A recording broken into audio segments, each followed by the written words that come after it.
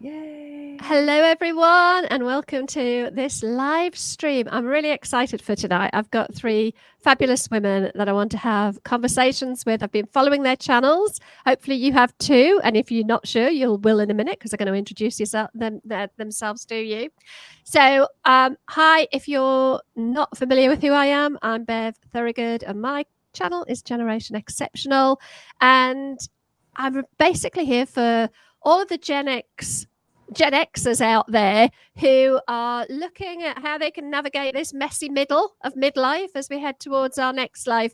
And hopefully it's going to be the next life is the best life. That's what I'm here for. So I'm just going to bring everybody in to the live stream. If I can just see my screen and get everybody back. There we go. We've got everyone. So if you are in the comments already, do say hello. I can see we've got Tracy. Who else have we got? I can see Kelly there. So lovely to have you all here. Let's kick this off really, really quickly with a quick introduction. Just let everybody know who you are, where you are in the world, and your channel name. Maybe give just a brief sort of what your channel does, but we will get to a bit more of that later. So Chris, you're right next to me on my screen. So let us know, where are you calling from? Great. So I am coming to you today from the Pacific Northwest in Washington State, just south of Seattle, where summer is quickly leaving us. And my channel name is my name. It's not just, it is my name, Chris Robinson. And I do midlife, early retirement type content. Fabulous. Yeah. Fabulous. And I've watched it and it is fabulous. Thank you. Brilliant. Jen, hello. Hi, I'm Jen. I am in Southern California and my channel is, well, now it's Jen Beautiful Life Sage. And my channel is kind of still evolving, but right now it's about being a Gen Xer, almost empty nester, and a neurodivergent woman in my 50s. Fabulous. Lovely to have you here. And Lisa. Hello, I'm Lisa. I'm here in Dallas, Texas right now. And my channel is about better neurodivergent travel. So I'm a late diagnosed. I have found out I have ADHD and autism, and I love travel. So I'm combining those passions into a YouTube channel to help others. Fabulous. I really want to touch on the neurodivergent travel because I've never ever thought about the impact of travel with an ADHD brain. I was diagnosed with ADHD about 18 months ago. And I also discovered cruising in the last couple of years, probably the last 5 years, and realized that a cruise is brilliant for an ADHD brain. Absolutely brilliant. Perfect. We can talk about that later.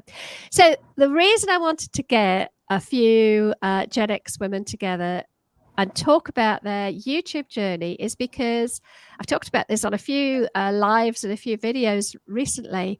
I didn't know there was this amazing Gen X community on YouTube.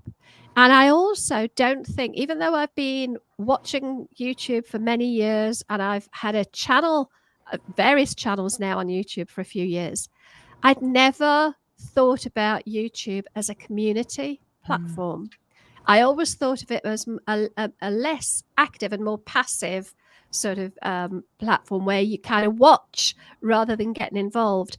But I've found, I think down to you, Jen, really commenting on a video I did a little while ago, this amazing community of Gen Xers, men and women, that I wasn't even aware of. YouTube wasn't showing me all of the Gen X creators, so I was obviously training it wrong. So when I came across you all, I just thought, wow, these are my kind of women. They're women in later life, especially the neurodivergence among us, so that related with for me. But we're doing YouTube, and I thought I was really weird because I don't know anybody else locally to me who is using YouTube. I've got lots of friends and lots of business acquaintances who push heavy on Facebook and Instagram and TikTok, but not YouTube. So I was fascinated when I found this community. So my first question, I guess, well, we dive straight in. High Life with Mama. We've got who else have we got? I think that's it. I think I've caught everybody. I will just caveat right now. I've just said this to the other ladies. I cannot multitask. So try to ask questions, listen to answers, check the comments, and look at the questions. I will fail. So if I miss one of your questions, I am so sorry. If you have a question, by all means, leave them in the comments because we will get to them. But can you just put in capitals question before your question, because that will help me to kind of pick it up when I'm looking through the comments. So my first question, what makes women over 40, 50, 60, what makes you want to start a YouTube channel? And I'm going to go backwards around this time. Lisa, why are we starting YouTube channels? I think because, well, so for me, I think it's a really efficient way of communicating out what I want to say. Like I could easily spend time doing Instagram or creating blog posts, but it doesn't feel very efficient, where I know that with YouTube, the algorithm's going to gather up the right people. It may take time. And yeah, so I have a business, and so I'm using it for marketing, and it's just been super fun. So it's a marketing tool for you first and foremost, or? I mean, I'm still working it out. I'm enjoying the process of, I don't know, it's like something around the creativity I really love also. So, and I'm learning all these new skills. So even if I end up not using it for that, I end up starting a different channel. Like I've already got those skills. It's brand new to me. I never made a YouTube video. Really. Wait, did you watch YouTube? Did you watch YouTube before you started your channel? Were you a consumer of YouTube? I was, yes, especially from about 40. Yeah, no. Yeah, from maybe like my mid 40s onwards. So I've just turned 50. Yeah, I was starting to watch a lot of YouTube. Brilliant. Chris, what about you? Why do you think we're starting to dominate this YouTube platform? You know, I think it's a really interesting question. And I, just from my perspective, I came from back when blogging first started. I was a mommy blogger, which was a thing back then. And so it felt very natural to me to do that sort of thing, to share my thoughts and ideas and to build community there. And as I, after I retired and I have a little bit more time on my hands, I'm also a creative person. I'm constantly creating something, whether it's writing or art or whatever. And it was just a great confluence of the two things. And so, it was very appealing to me. I was definitely a consumer of YouTube videos of all kinds, everything from, the how to change the battery in your key fob videos to, cozy autumn strolls through the woods kind of videos. And so it just was a really interesting and exciting thing for me. And I actually did start seeing more and more content creators of our age and older, and really loved sort of the age positivity exposure that I got, so that it wasn't just, there's some super fantastic creators in their 20s and 30s and 40s and beyond, and we don't all look the same, and we don't all have the same life experience. And I thought, what a great way to try to participate in that community and to do the things that I normally like to do, like learning how to create new things. So it was just a very natural thing for me. And I think in part with Gen X, I don't know, we sometimes get lost, between the boomers' voices and the millennials' voices.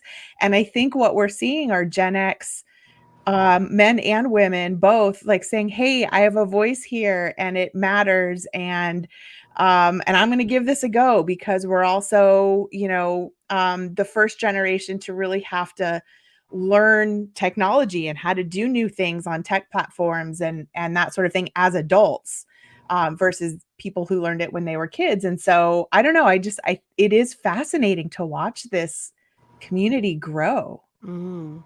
Brilliant. Thanks for that. Jen, what do you think makes us 40, 50, 60-year-olds share our lives on this public platform? I think because we actually have lives to share.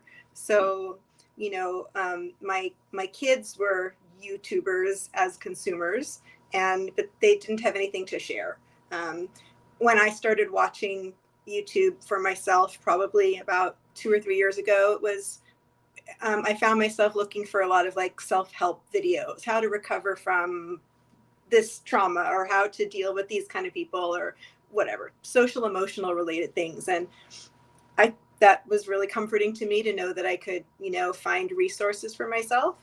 And then when the pandemic started, sometime during the pandemic years, I can't remember them well anymore, but I had made one video. It was right when I turned 50. And I just wanted to talk about my life. And then ADHD, it got left, you know, it just got left. That project got left. But then last January, I started feeling just like I had something brewing inside. I needed to do something more. My son was about to leave for college. I was on winter break from teaching. So I had 3 weeks of time. And I thought, you know what, this is here. I'm using it. I have stuff to say.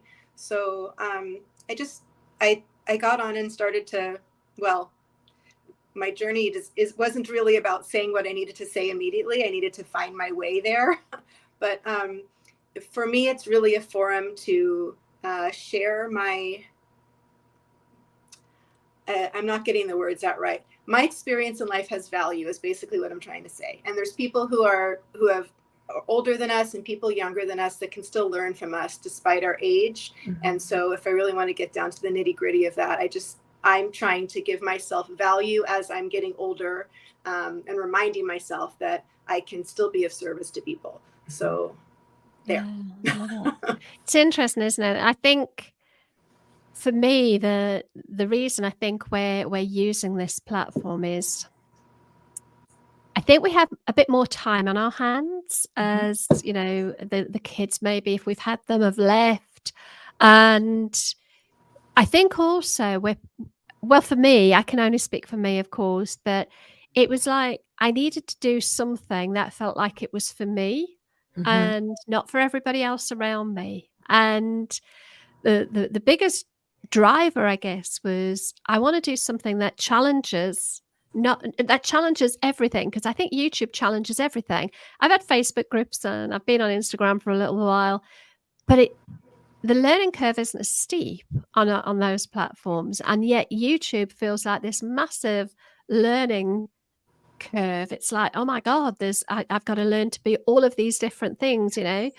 And for me, I think it was I had a bit more time on my hands. I did start, much like you, Lisa, it was meant to be a marketing part of my marketing funnel for my business, but I found myself not really enjoying the businessy type stuff that I was sharing. It felt contrived a little bit, whereas I think having this platform to be able to share our wisdom through life and what we've learned and our experiences, it's kind of evolved. And that for me is, I think, why older creators are starting to be drawn to this platform, because it's challenging, and we need that challenge as we get older as well, don't we? We've done all the other bits, now we need something different.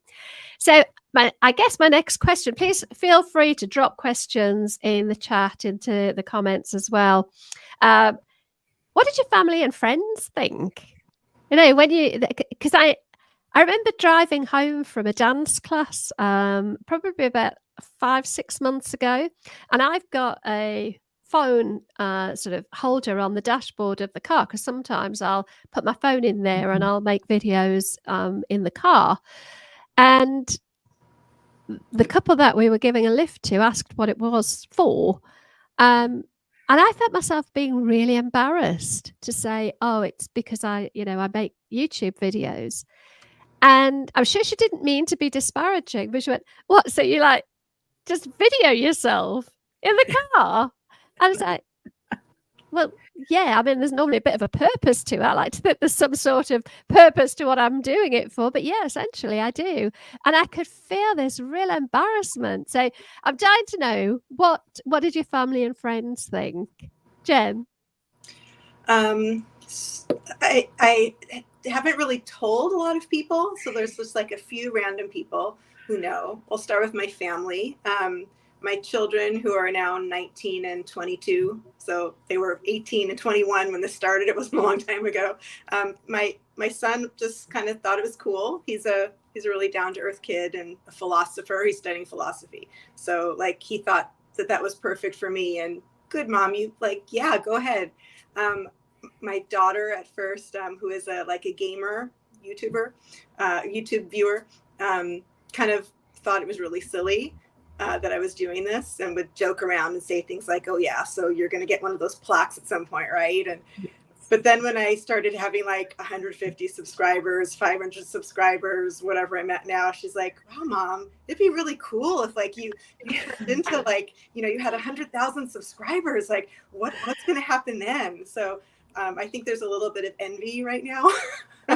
There's a brilliant saying, isn't there? First they'll ask you why, and then they'll ask you how. How, exactly.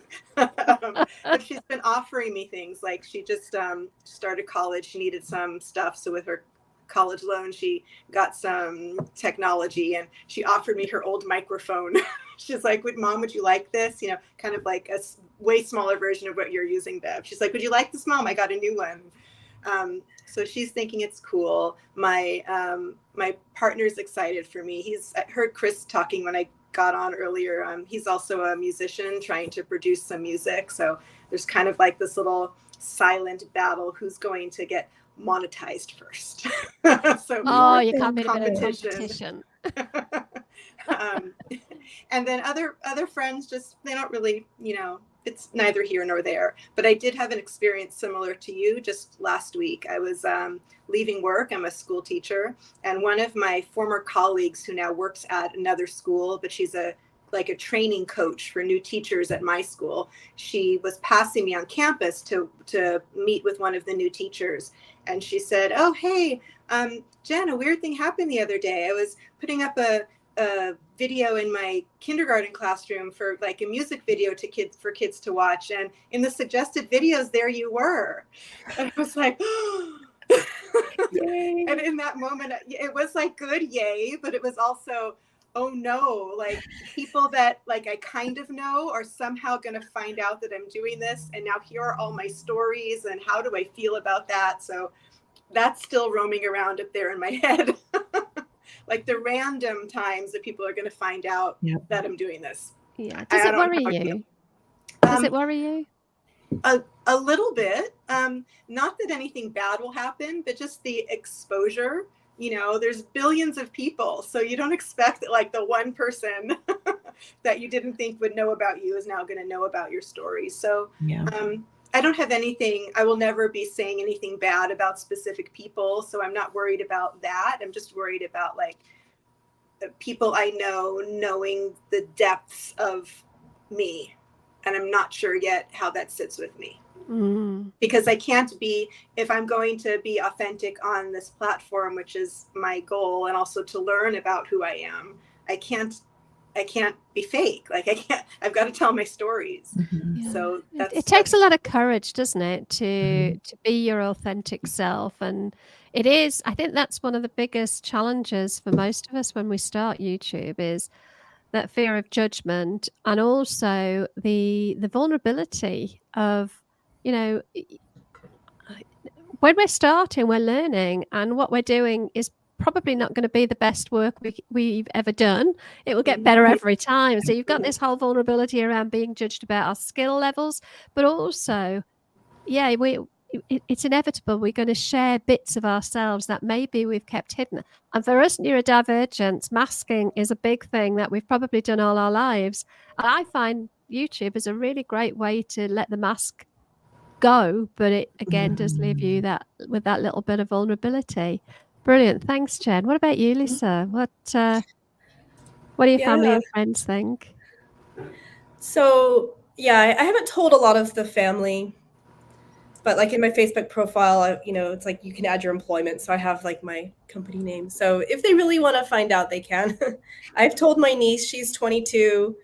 She doesn't care. Like she is also autistic, and the type of content she consumes is the short content and like funny and humorous. So like the content I produce has no appeal. So that's fine. But yeah, I told like my LinkedIn community because I had a whole professional life before this, working in software technology companies. And so, yeah, I put that out on YouTube and everyone seems to be pretty supportive. I mean, no one's been negative, shall we say, but it's been very supportive.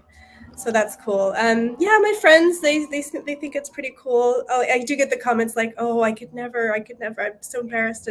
And Jen, what you're talking about, it's the fear of being perceived, where it's like, you're just like, oh, I don't want anyone to look at me, but it's like, but also at the same time, because, well, for the most part, it's recorded, so you can control it in the edit. I know this is a live situation, but you can sort of like decide what goes out there in the world. So that's, I don't know, it's still tough because you want to be yourself, but yeah, it's just how people are going to react to this. Yeah. I think as well for neurodivergence, we do have a tendency sometimes to overshare. I don't know if anybody else relates to that. I have a tendency to overshare. And of course, if you overshare in a real life situation, people will forget, won't they? A few days down the road, they've probably forgotten you've said anything. You're sat there, sweating in your own embarrassment at what you've said. Of course, on YouTube, it's there until it's not. And we've got to make the decision then, did I overshare? Do I need to take that down? And if you've already got some traction, you might not want to take it down. It's nuanced, isn't it? Chris, what about you? I really thought about it a lot before I started my channel. I had made a few videos here and there just for fun, mostly to document some travel that we did. But it was mostly just for us and a few people that I shared it with. But when I started really started my channel and recording content, I knew the first thing I had to do was sit down with my husband and make sure he understood what I wanted to do and why, and how what I needed from him in terms of support. And he's not a scary person, but that was a scary conversation for me to have, because it was sort of my first, I'm saying it out loud. And he's been wonderful, and I couldn't do this without his support. He's my greatest piece of feedback.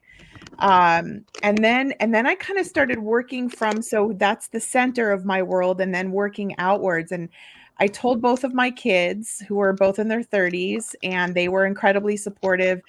And then I kind of kept it quiet, in that small circle, until I was ready to then share it with the next circle of people that were super close friends and family.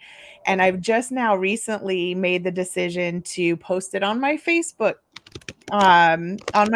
page, and really start sharing with everybody I know what I'm doing. And that was that was incredibly scary for me to post it on my Facebook page.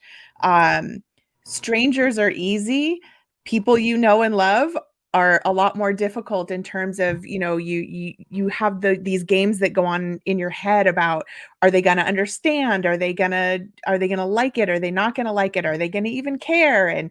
And because these are people you care about, I do care a lot more about what they think than, random people out on Facebook. So I found that sharing was really a journey in and of itself. But I'm so glad that I've done it. I kind of feel like, okay, here I am.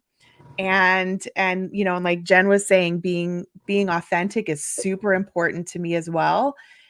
And I just have to be mindful of, walking that balance between, oversharing, because even though I don't have ADHD, I am definitely an oversharer as well. Always have been. But yeah, I found it a little bit scary to share it with people I know, because I don't know a lot of people who watch YouTube on a regular basis. I think as regular as I do, or my husband does. He watches a lot of YouTube content. And I think for people who do watch, it makes a lot more sense. They've seen similar things, they get it. But for people who only watch to figure out, you know, how to make this dish for dinner or how to fix this appliance, it maybe doesn't make as much sense, and it's kind of a head scratcher for them. So, yeah, it's definitely a journey. It is. It's interesting actually. So I've got a 9-year-old granddaughter who just thinks it is so cool. Yeah. So cool that Yeah. Nanny is on YouTube. Yes. And my meager little 860 subscribers to a 9-year-old, you would think I was Mr. Beast. She doesn't know who Mr. Beast is. But you know, she said, "Oh, Nanny, you've got this huge amount of subscribers." I'm like, "Oh, bless you, you really have no idea." But she's so proud. And Yeah. interestingly, that is one of my big drivers. It's actually having this so that when I'm gone in the future, when I'm old, she can remember me how I was now. She's 9. Yes. My son is 28. My daughter's 34. And they're a bit ambivalent, I think. I think they're just, oh, mum's on one of her things again. Very supportive, but not, you know, I don't think they're embarrassed. I don't think they really care. I do think we have this, that I did a video a little while ago about the spotlight effect, this idea that we think everybody cares so much about what we do and they're going to watch every move and every failure and all the rest of it. And most people are so self-absorbed. They don't really think about other people. They're so busy about their own lives. Yeah. But husband, I think again, he's supportive and he gives me the time I need to do this. And he's, you know, he's always quite complimentary about when I've done something and it looks better than the last time. But I don't think he could care less, if I'm honest. I really don't think he would care less. But I guess we've got to do it. If we're doing it for us, we can't afford to let other people's thoughts about whether we should be doing this or not really come into it. I think it's natural that it will. I'm really curious to know, what were your biggest fears? If it wasn't about your family and friends finding out, what were your biggest fears when you first started? And how did you get over them? Chris, I'm going to come back to you first, if that's okay. Yeah. So I think my biggest fear is kind of compounded by what I used to do, the company I used to work for. When I retired, I had worked for a company who did a lot of in-person and online education in the executive education space. And the people that I worked with on a regular basis were really, really skilled at getting up on stage or sitting in front of a camera and delivering a talk off the cuff and sounding incredibly eloquent and knowledgeable. And so my bar was really high. And so I was terrified that I was going to come off looking like an idiot, you know, in my own eyes or somebody else's eyes.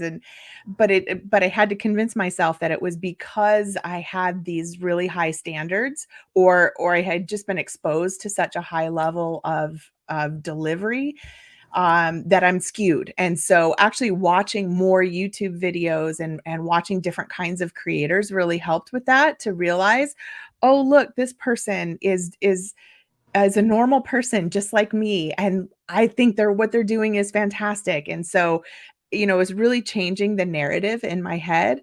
And interesting too, in my husband being my best piece of feedback, after I did my first channel, or after I did my first video and he watched it, he you know, gave me lots of praise and everything, but he said, he's really honest. He said, I watched that and I don't know who that person is. Like, that's not you.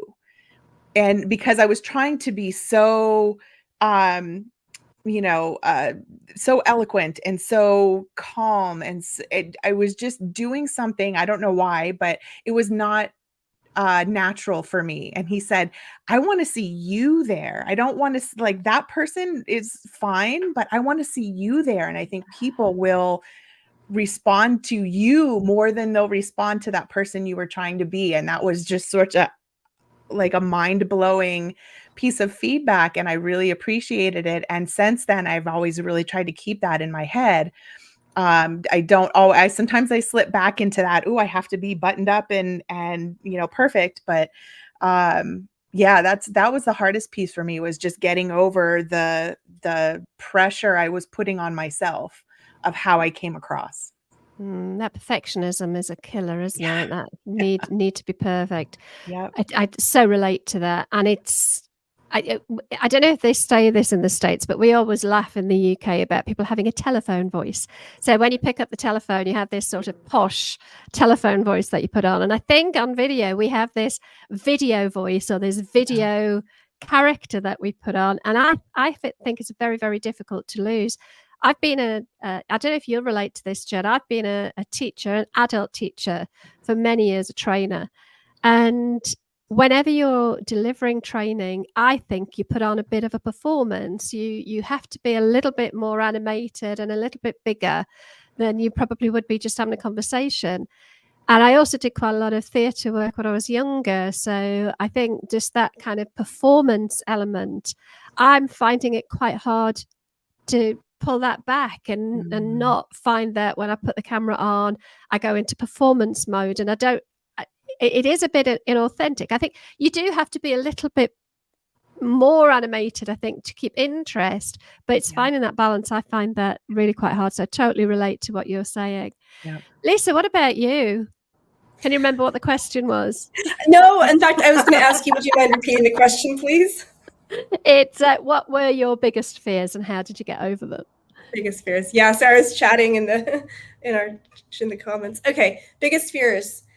I think I put a huge amount of pressure on myself for everything to be perfect and to do well. I just think failure is my biggest fear. So I haven't even started to think what that actually means. Like, what does failure mean? So I've been working with a coach, and I understand that it's a long game that we're playing here. And, I've had some videos be very successful for my channel size, and also everything else just seems like it's tanking. So, but that's just me and my, I guess, rejection sensitivities for you.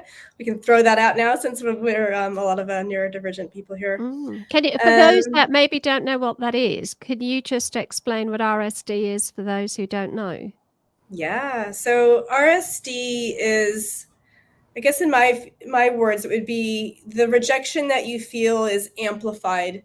And I think it's because as an undiagnosed person with ADHD and autism, you get a lot of negative messages over your lifetime and you don't understand them at all. So over time, you start to build up this like fear of rejection. And so, yeah, I mean, whereas a neurotypical person might be able to just brush it off, for me, it does become more of an issue. Like but at the same time, I'm also fully agree that nobody cares.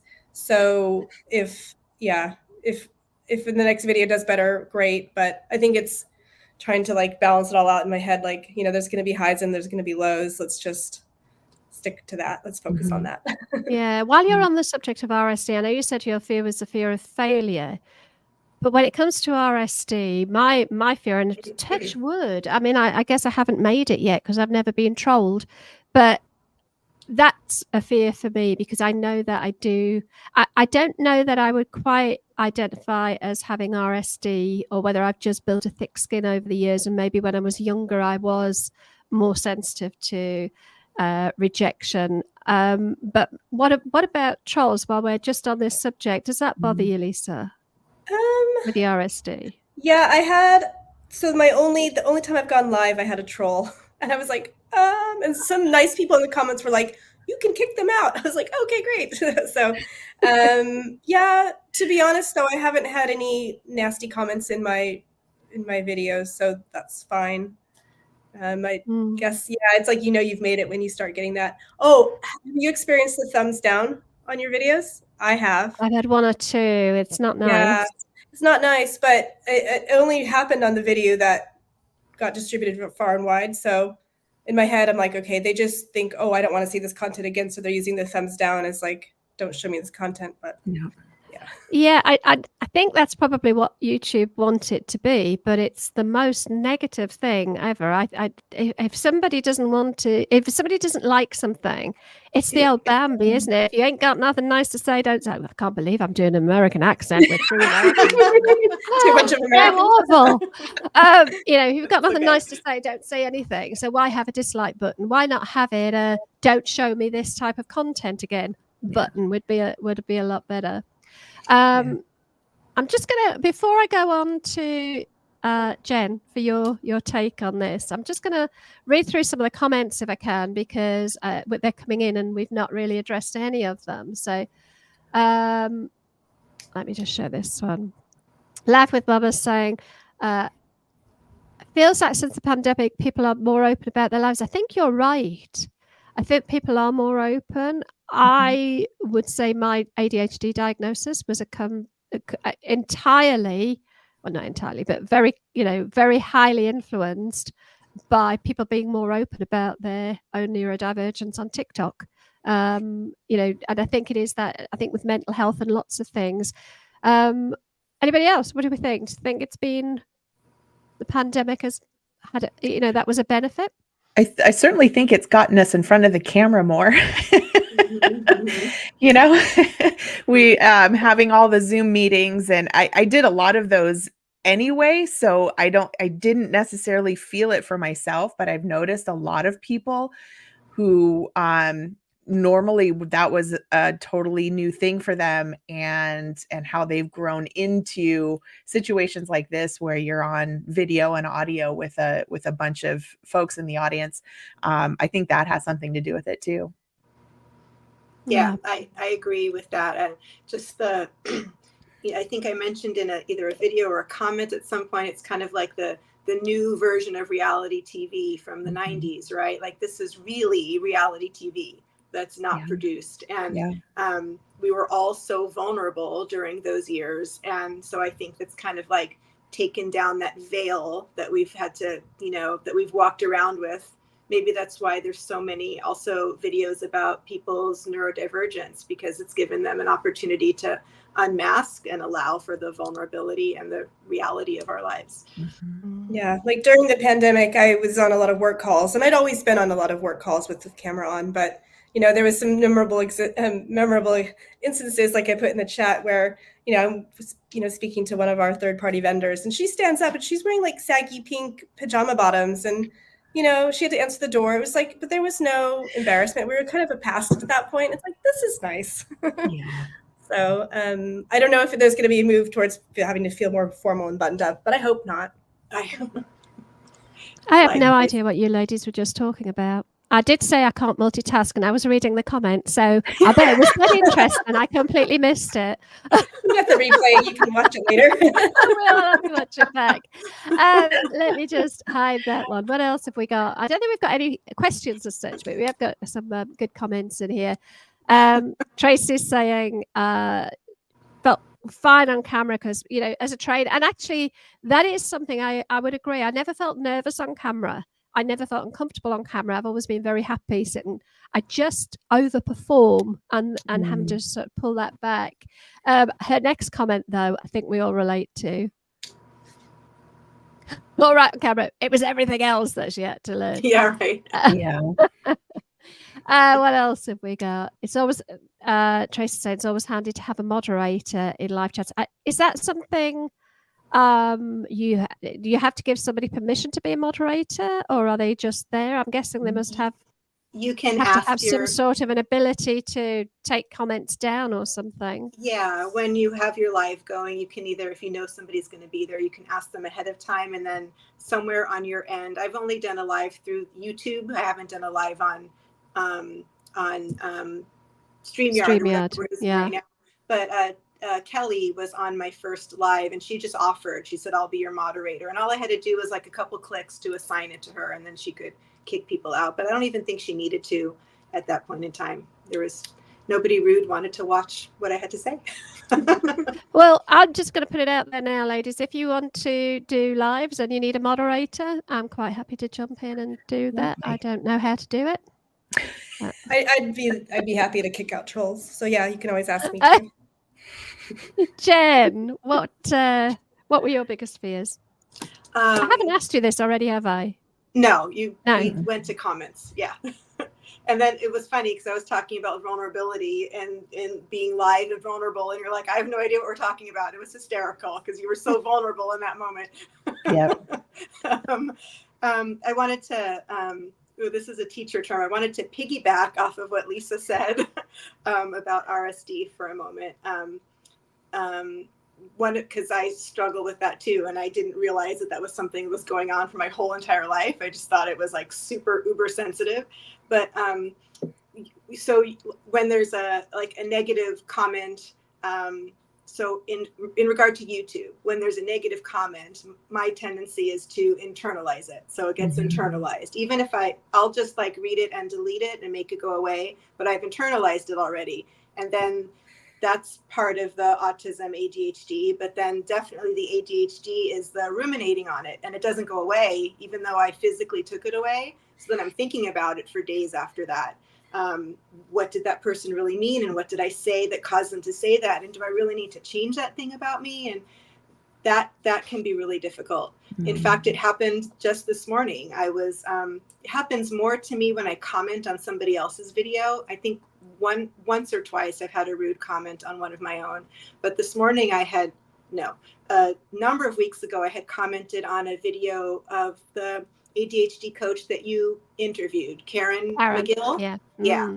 And I forgot even what the topic was. Oh, it was about have you shared with anybody in your family about your neurodivergence? So at that point I had commented that I shared with one of my lifelong friends who lives in another state, and I haven't heard from her since, and that was hurtful. So I had gotten a lot of 29 or 30 really kind, lovely, supportive comments onto my comment. And this morning I get on, there was a notification, and somebody had written something, I wrote it down, something to the effect of, "No one cares about your diagnosis of the day. Ha ha ha ha ha ha."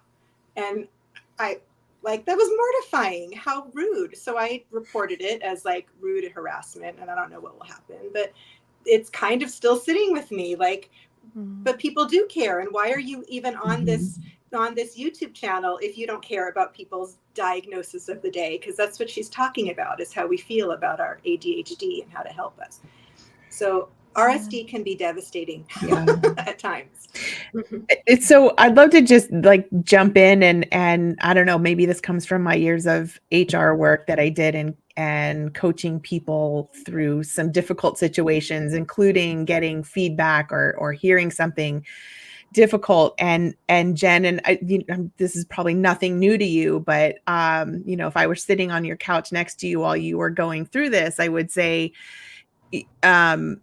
think about, gosh, how sad it is that this person took the time out of their day to make a comment like that. To what end? What that it doesn't, why would you do that? And how, and what it says about them, it says more about them than anything that it says about you. And sometimes it's, for me anyway, sometimes it's easier to sort of turn that mirror around and say, okay, this is about them. And then I can walk away from it easier. And I don't know if that it at all addresses, is relevant in terms of how somebody with ADHD, and what did you call it? RSD, rejection sensitive dysphoria. Okay. And maybe that is, that plays a whole different role in how you process through things like that. But that's how I would love to see you think about it. I appreciate that. The problem is, Lisa, and I do. Yeah, we've got the rational part of the logical part of our brain, and then we've got the emotional part. And if it only hit the rational part, we could rationalize it. Yes, it's because it gets into that emotional primal part of the brain, and it's really hard. But I think your point is absolutely spot on. It's much more about them, and I think if we can, instead of feeling, and I talk about feelings rather than thoughts, because we're talking about that feeling part of the brain. If we can think, this feels hard for me to hear that, but my God, it must feel awful for that person to be living with that level of Yes. negativity. Yes. Because that's sad for them, you know, that they can't say something nice. There Right. must be some horrible things going on for that person, and I want to feel sorry for them. Right. That's kind of my way of getting around there. It doesn't always Yeah. work. You know, we're all human, course. aren't we? And it does cut deep. And I think Yeah. even when you look at people like Ali Abdaal and people that, you know, they've got millions of followers, and it still cuts through them when they get negative comments. So I'm just going to go up, and it's gone way up now. Come on. I saw the lovely Joy in here, and Joy's asking, is there an ideal length of time that YouTube videos should be? I guess it's all about the average attention span. I don't think it's about the attention span. If I can jump in first, I think there's a bit of a myth that we don't have a great attention span. I think most of us have a good enough attention span if we're interested enough in what it is we're listening to. And I'm going to kind of go around all of us because I think this is a really good question. And I know Tracy's answered it as well. My take on this is it's about perception and expectation. So if the promise of the video is for example, I'm going to teach you how to one I've just done. I'm going to teach you how to upload a video onto YouTube step by step. If I look and that video is 2 minutes long, I would say, well, that's no way is that going to be a long enough amount of time for my brain to be able to understand what's going on.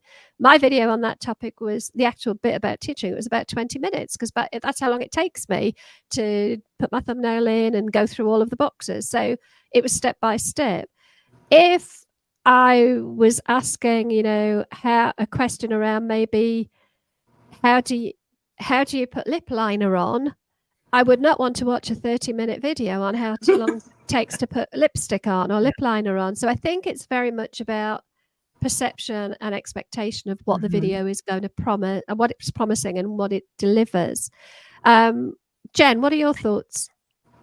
About the length of the video? Yeah, so I think there's like two different branches to consider. So one branch is what it is you're trying to say, like you were saying.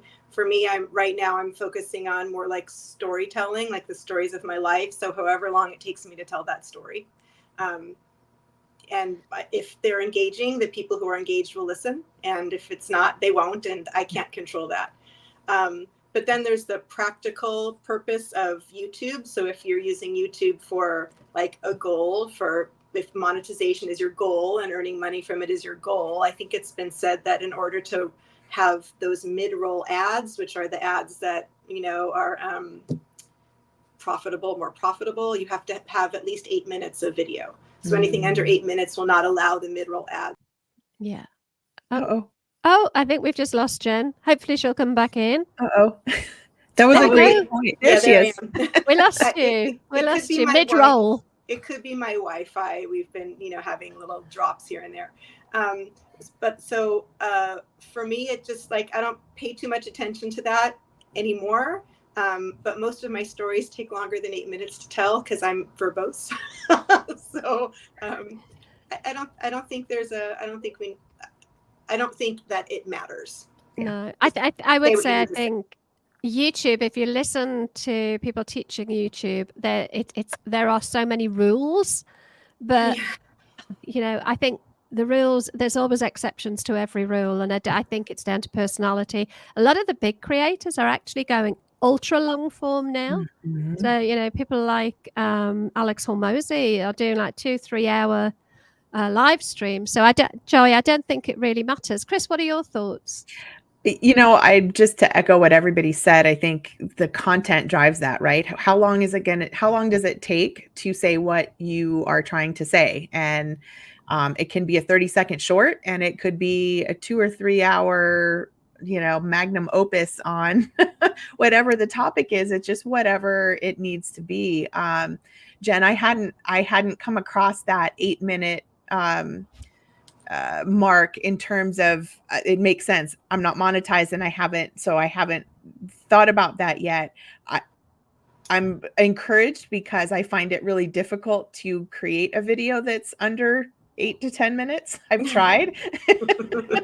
And I always surprise myself how long my videos are. But there's also the thought about, especially if you are in the monetization process, that if you're doing 4 or 5 minute videos, you can get a whole lot of views, but it doesn't add up to as many watch hours. And so, the people who are going to drop off after a couple minutes are going to drop off, whether it's a 5-minute video or a half an hour video. But give people that long, if the content truly dictates it, give people however long they can to watch. And it helps towards your watch hours as well. So I don't know. I think, what we're seeing here is that it just depends. Yeah. Right. Lisa, oh, sorry, Jen. I was going to say, I've also recently read or heard somewhere in the realm of YouTube research that the percentage still isn't high yet, but more people are starting to watch on televisions. More people are starting to watch YouTube on the actual TV in their house. That's increasing. So my perception is if people are sitting on their couch with comfy pillows and slippers on watching YouTube, that they're willing to watch things that are longer. Yes. Which makes me feel confident in being able to sit down and really tell a rich story about something. Yes. Or deliver 80% of my watching, 80% of what I watch, unless it's a how-to and I'm literally doing it on the computer so I can do it along the same time, is on the TV. I think what I was going to come to Lisa about was, I think in your genre, if it's travel, especially if it's a travel vlog, if somebody's going to show me a travel video around the sites of Rome, I don't want that in 4 minutes. I would like to get in there and be absorbed. So what are your thoughts as a travel channel, which I know are you a travel channel in that sort of vlog respect? Because I think some of the stuff I've watched has been sort of almost how-to type stuff. I'm guessing you blend all of that, do you? Yeah, I haven't actually done a travel vlog yet. I kind of dipped in. I did let's do a hike around this place. Let's visit I don't know, when we go to like a botanical garden. That's a separate issue. I'm just not comfortable vlogging in public yet, but I'll get there. And so, but yeah, mine is a lot of kind of coaching type of videos. So most of them have naturally been 11 to sort of 17 minutes anyway. And so, yeah, I think the videos that have done well for me were longer, but that's not why they did well. It's just because I think they were just more engaging and people stuck around. So maybe that's the most important thing here, is not so much about how long, but how engaging they 100%. are. Yeah. Yep. Brilliant. So Tracy, I know Tracy's got quite a substantial channel now. Depends on the topic. Over an hour. So Tracy's channel is, because you have a craft channel and you're kind of demonstrating things in that time. I think that makes sense, doesn't it? I wouldn't click on a craft tutorial effectively, or a demonstration and expect to only be there for a minute or two. I'd want to see from the start to the end of what it is that is going to be created.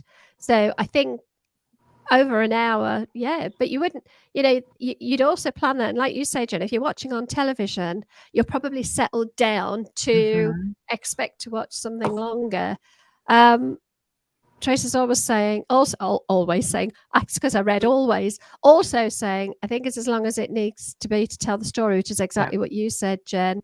No more, no less, however long that is.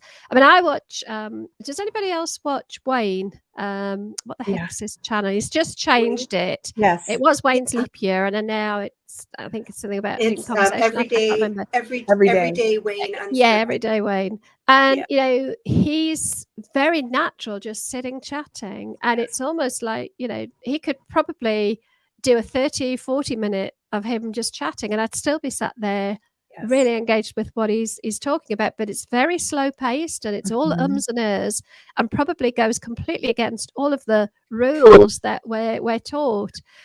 In fact, my brother, I try and chop out my ums and ahs, or at least I was, and he said it's too jumpy. Leave them in. It's too jumpy. What else have we got here? As long as it needs to be without rambling, Kelly's saying, and I think. It is interesting because Wayne rambles. He does ramble, and I still enjoy his videos. So I don't know. It's a really difficult one, but it's a great question, Joy. Thank you. I think, yeah. So I think one of the pieces of advice that I heard from somebody that I've been watching for a long time, her name's Katie Steckley. I like Katie, yeah. And what she says is,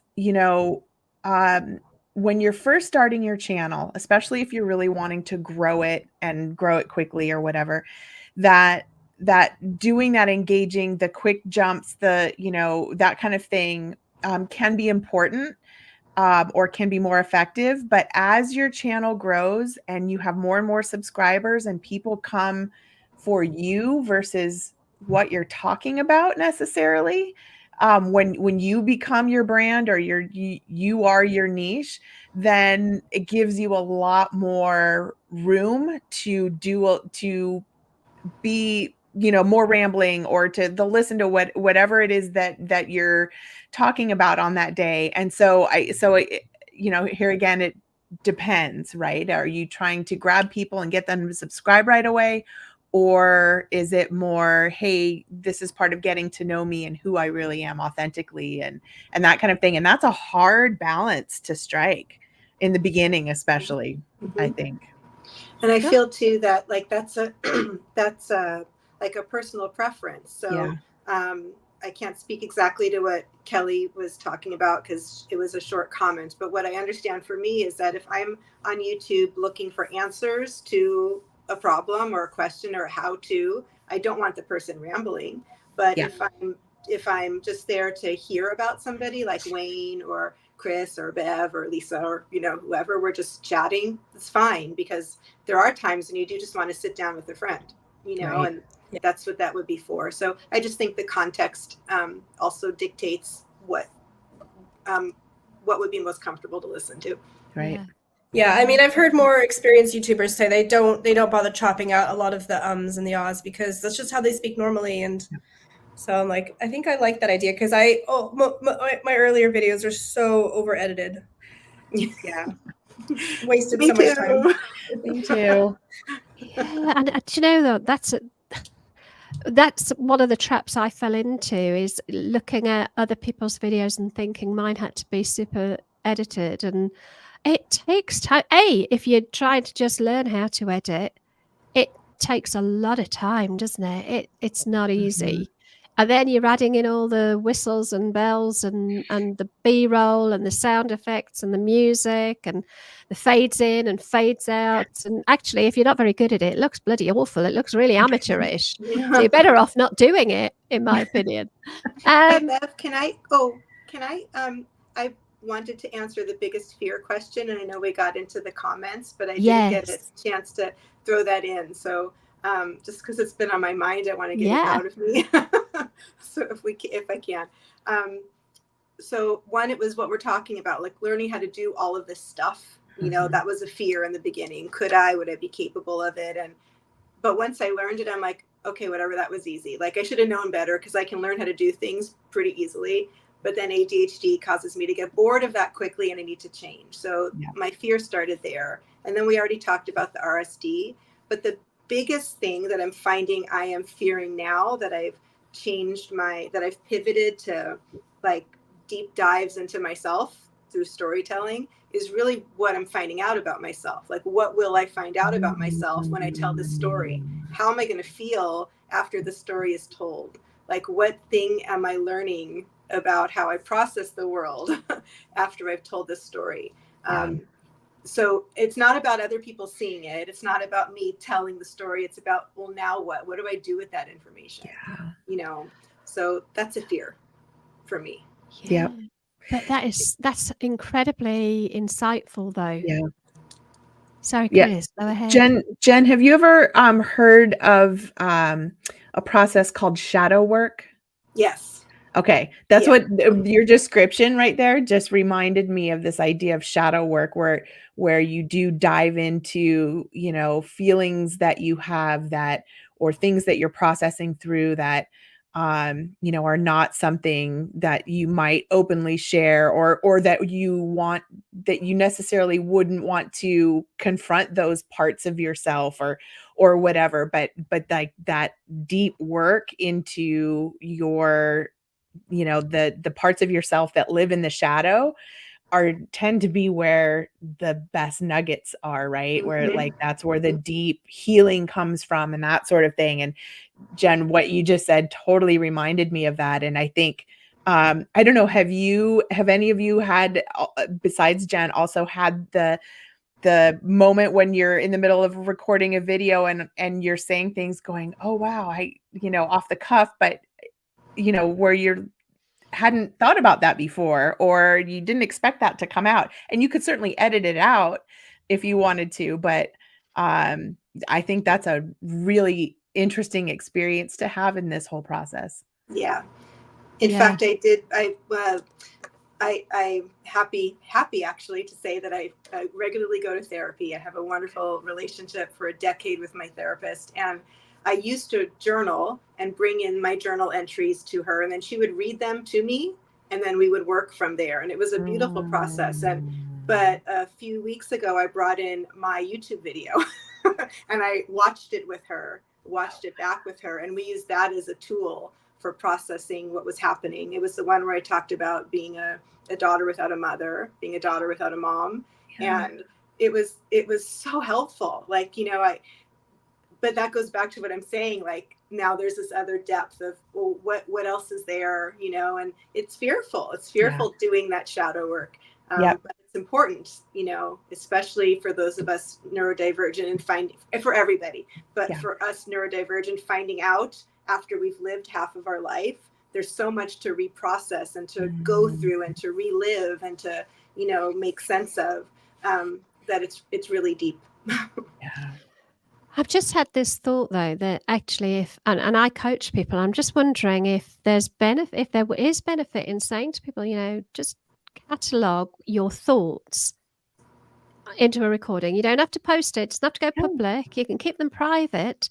But that there is something about verbally processing. Mhm. When you speak things out loud, we process things differently than we do when we keep them in our head. Interestingly, Karen McGill, I think, put out a video about this just in the last couple of days about people talking too much and neurodivergence talking too much, and how we have to verbally process things out loud. That could be a great coaching tool, actually, to get somebody just, don't journal.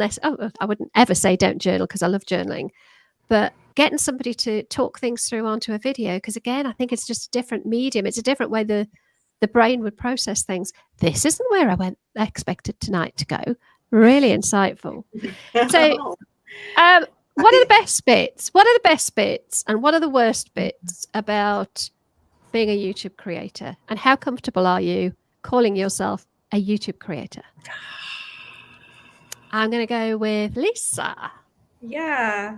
So the best bits and the worst bits. Okay, so I think the best bits is that now I have this channel for my creativity and I can just, direct energy that way. I just like being part of this experience of being a creator. And then the worst bits, I guess, is that can be a little bit all encompassing. So I'll be thinking about it, at times I should just be focusing on other things. So I'm always, thinking about like what I should do next. And I have this big backlog of, ideas that I could work on, but I also have to think, well, what's the one I should do next? And so there's a lot of, I think, I don't want to say overthinking, but yeah, it's on my mind maybe a little bit too much. Can be all encompassing, can't it? Yeah. Yeah. Chris, what about you? So I actually did a video on becoming a YouTube creator in midlife and some of the unforeseen benefits that it gave me.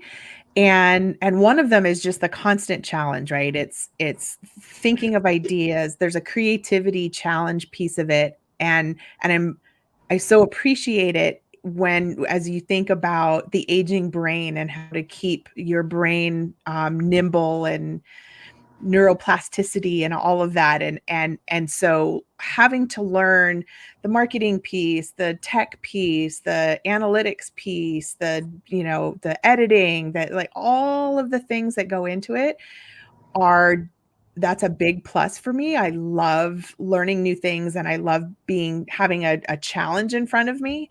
And so that's the big plus. I think that the not so great parts are much fewer. I don't know. Maybe it is that I did, not letting it overtake the rest of your life, because if you're interested in doing stuff like this, everything you hear can be an idea for your next video, and so sort of making sure I give myself space to turn that off and just continue to experience life in the moment versus constantly thinking about the next video. So that's a challenge, I think, that that will probably be ongoing for me, for sure. Thank you. Jen. Yeah, similar to what both of you, Chris and Lisa, said. The biggest rough bit, is that what you asked? The good bit and the rough bit? Yeah. Okay. Yeah, pros and cons, but you can call it good and rough. I don't mind. Okay. The rough bit is just getting caught up in the rat race of all of it. Like, I don't need another rat race in my life. I live in a busy city. It's already rat racy enough here.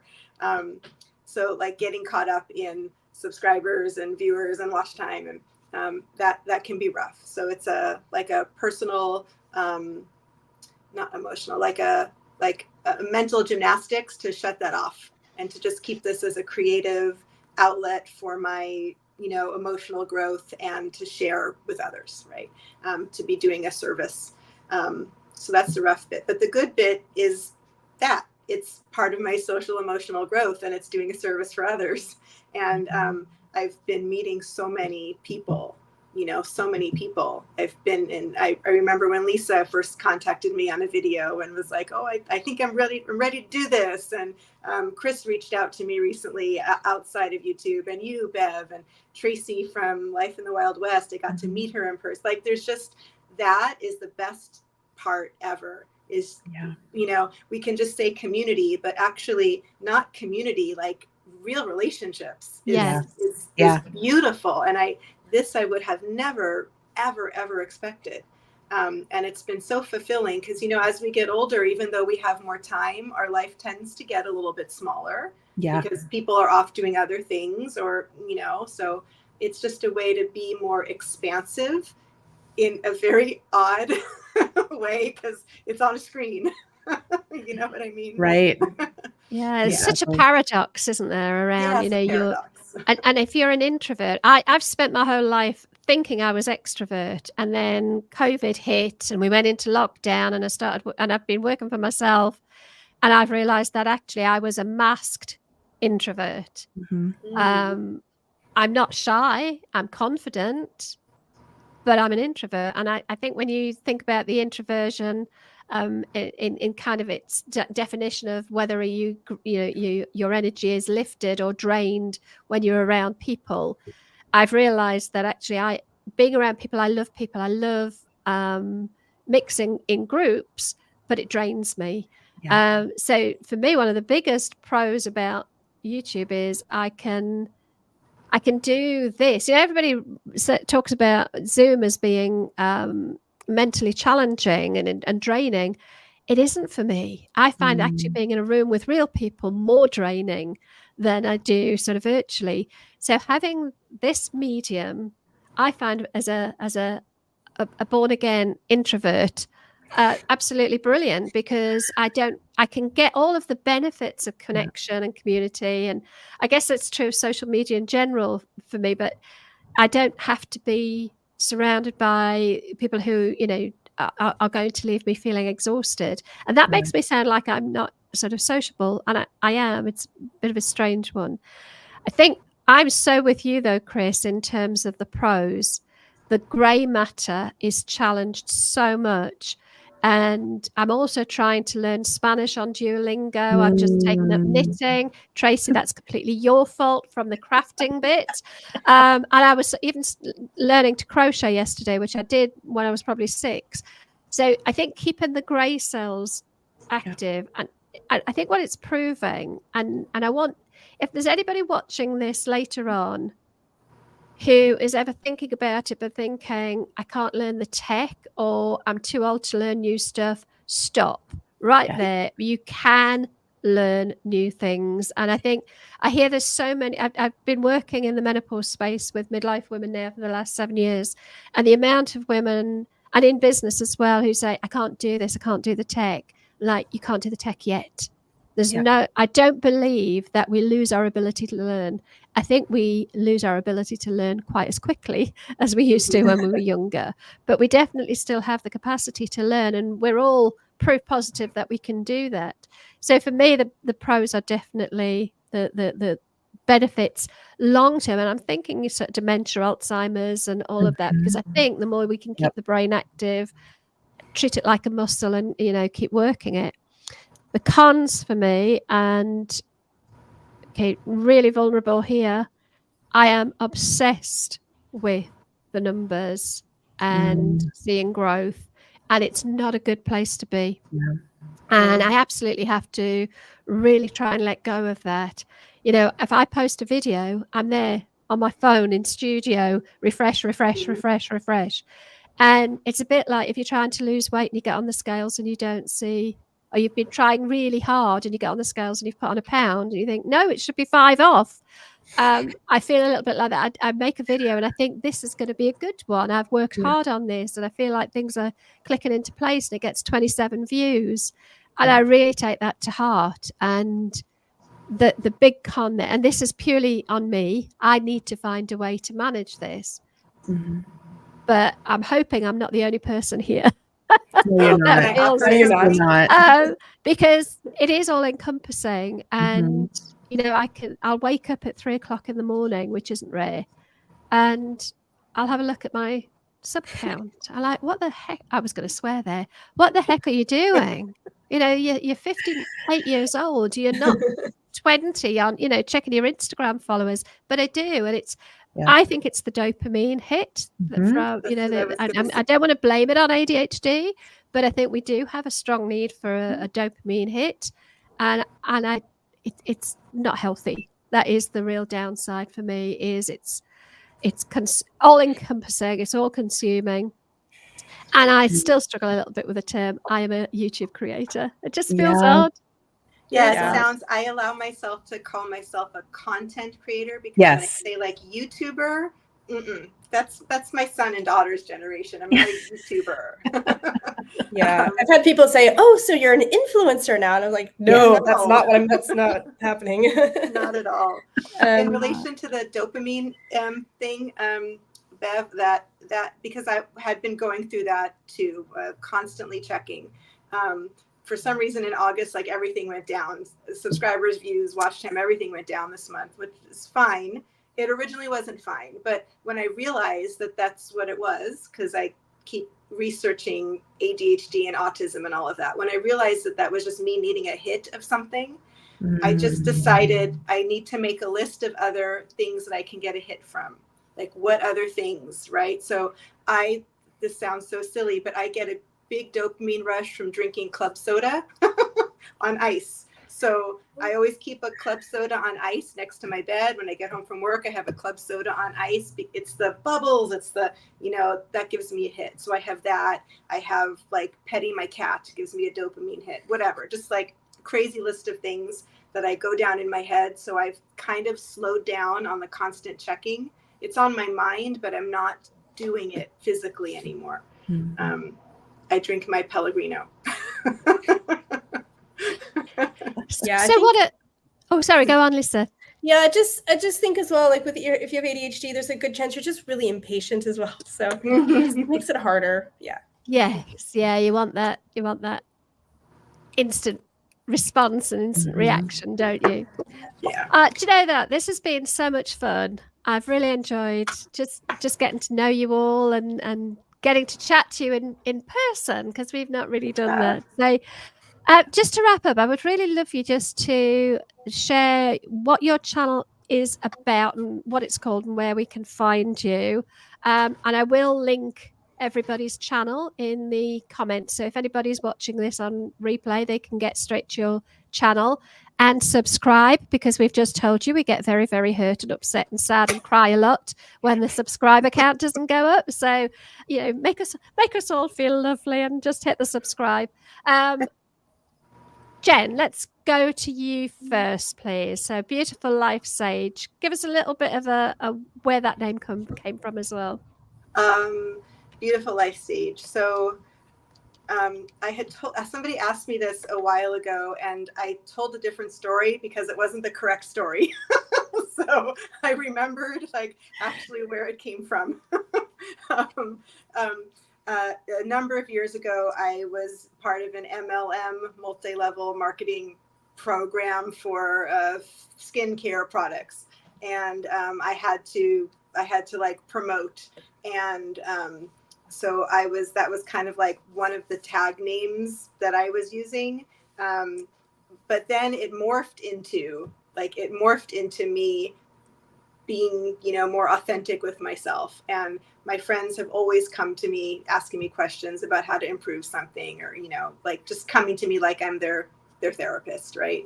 And they've always taken my advice. Like, I don't know, I never really thought that it was the greatest advice, but they were always coming to me, oh, you're so good at this. I feel so safe with you. And I don't know. So I'm helping them live a beautiful life. I'm trying to live a beautiful life. That's what a sage would do, give sage advice. Put it all together. There I am. Beautiful Life Sage. Brilliant. I love it. Love it. Absolutely love it. Thank you. You're Lisa, welcome. we can see you're better neurodivergent travel. Yes. Filled in that field. So I'm all about helping neurodivergent adults travel better. So that's just, even if it's just, what's the right word? Just reflecting back what they already know about themselves. Like, you know, these are the things you're going to struggle with, and these are the things you should prepare in advance. And, you know, this is what you can expect if it's something new to you. I'm still like finding my feet, but basically, yeah, I'm going to make content that's really like some strategies that people can take. I can see like people who want to do a gap year maybe would like a little bit of extra support. And I don't know, or just, yeah, I took a sabbatical. I did all by myself. It was hard, but it was awesome. So yeah, it doesn't have to be like, you know, here's like a 1 week stay. It's like all types of travel. I love it. Can you explain to me, as a neurodivergent, why I can pack a case for a 2-week holiday in 25 minutes, but it takes me 2.5 months to unpack when I get back? Well, because there's no dopamine in packing. There's no dopamine in packing. I can pack so quickly, but just when I get back, it's like, oh, that's a job I need to do.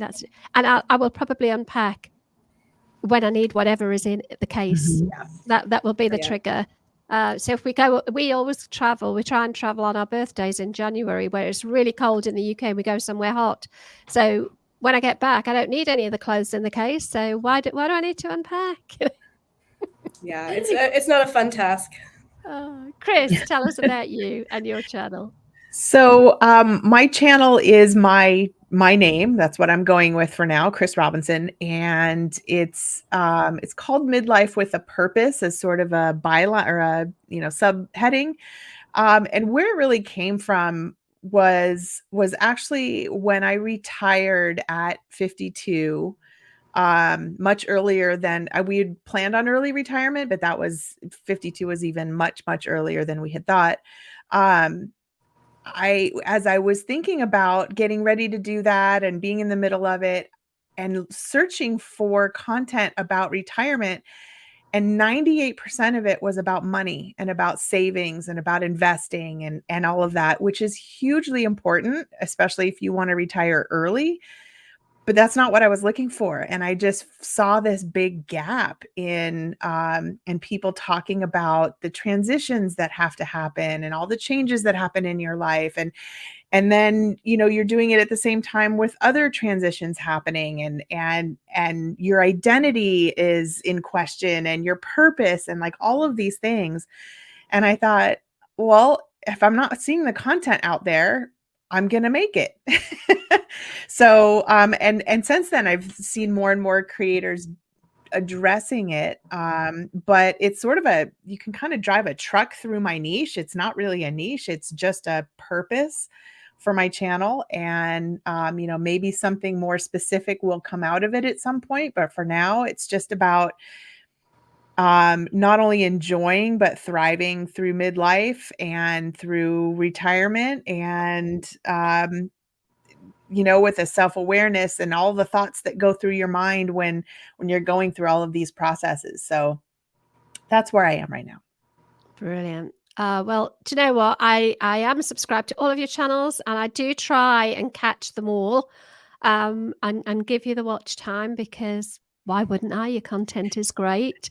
For those in the comments who may not know, and for those that might be hopefully watching this on replay, I am Generation Exceptional. Gen X, play on words. I with hindsight, I should have put it as an exceptional, but I've done all the branding now.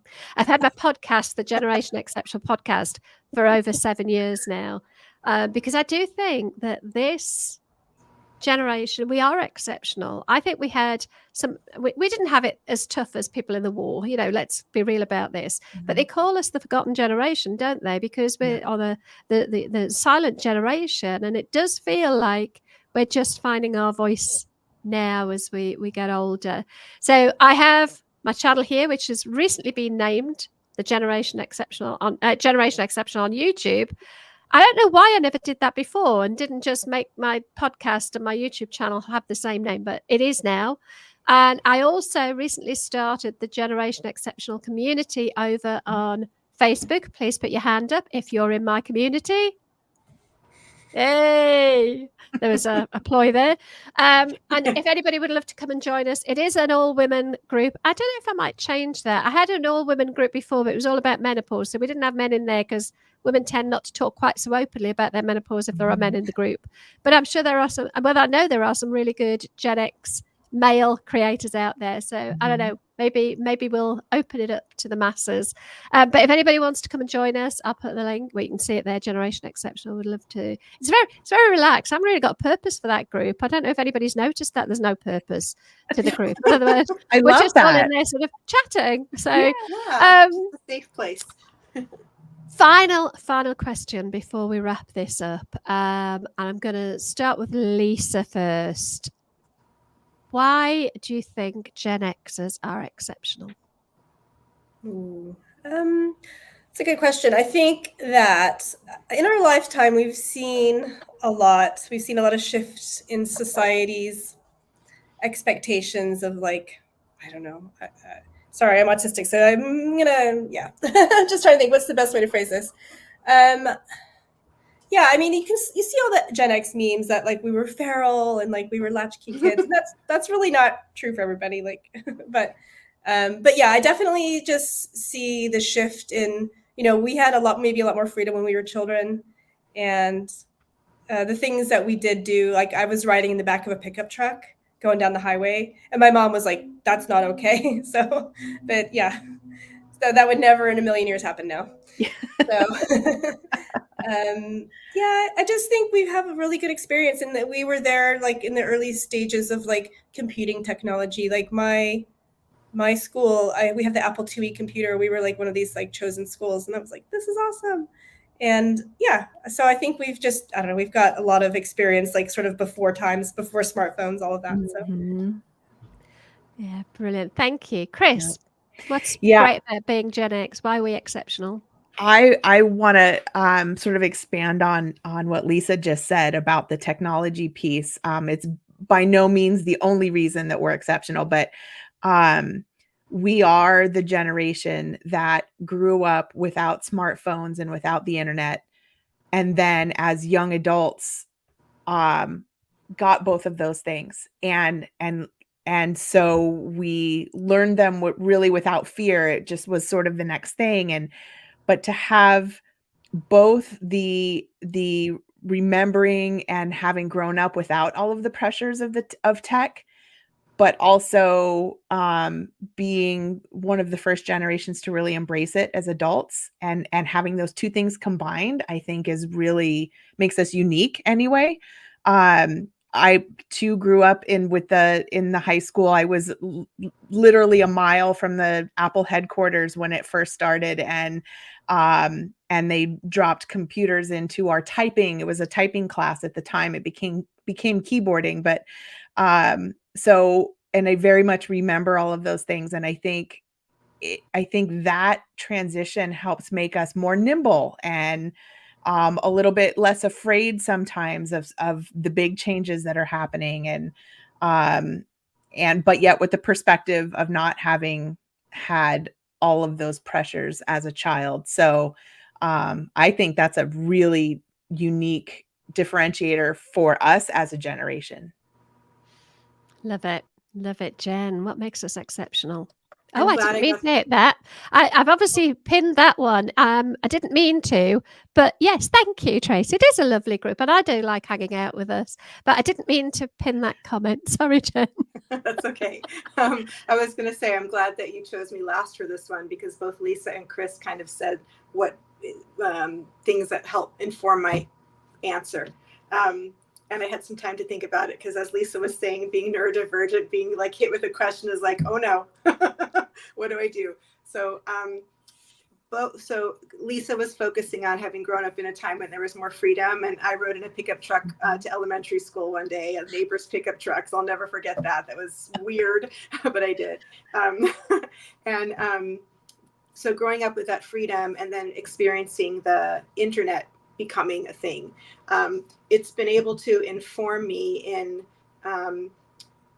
with my children and their generation, and then as a teacher, because children now, my kids being in their young adults and younger kids, are so much more sheltered, right? They can't walk around outside alone. All they have is the internet, right? And that's their main activity. So we can give them the knowledge that it's safe to be outside. Like, you can do these things safely. You can get on the bus and go someplace. You will be okay. I've been through that with my daughter recently, having to get her to college. I can't take her to school. I can't take her to her classes. She has to ride the bus. You can do this. Just helping them build their confidence, because they're growing up in a world where they're by default, they're like lacking the confidence that we had as children and young adults. So I'm able to bridge that gap. And I think that's what makes us exceptional. Brilliant. I think for me, I'm not as deep as you lot. That was so good. I just think we were it was a strange generation. I certainly growing up in the 80s. When I think about the generation before, they had the swinging 60s, and in the 70s there was all punk and glam rock. By the time we got to the 80s, for me, and I was a teenager sort of in the 80s, it felt like there wasn't an awful lot that I could do that was shocking, because the previous generation had done it all. So I think in my teenage years I was probably a little bit wayward, shall we say.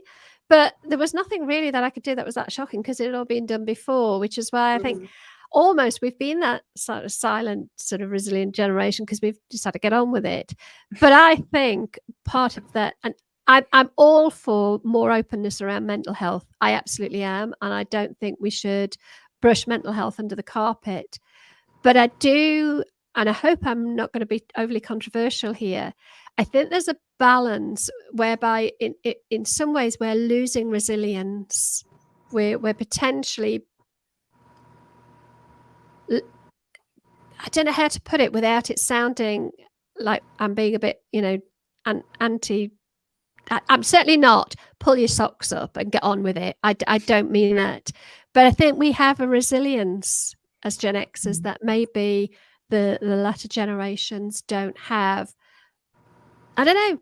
Don't know if I'm maybe I'm going to shut up now because I think no, you're That makes making sense. perfect sense. I think it has to do with the fact that, I mean, I don't know what it was like growing up in the 70s and 80s where you are, but where we are in the States, there was a lot of freedom. So maybe there was the same freedom. So I think that goes back to what I said, like we had that sense of safety regardless. Like we were safe out on the street. We were safe, you know, in the neighbor's car. We were safe not wearing seatbelts. We were just safe, right? And kids don't have, growing up now, our millennials and back don't have that. So maybe they are feeling more vulnerable in general. Could be.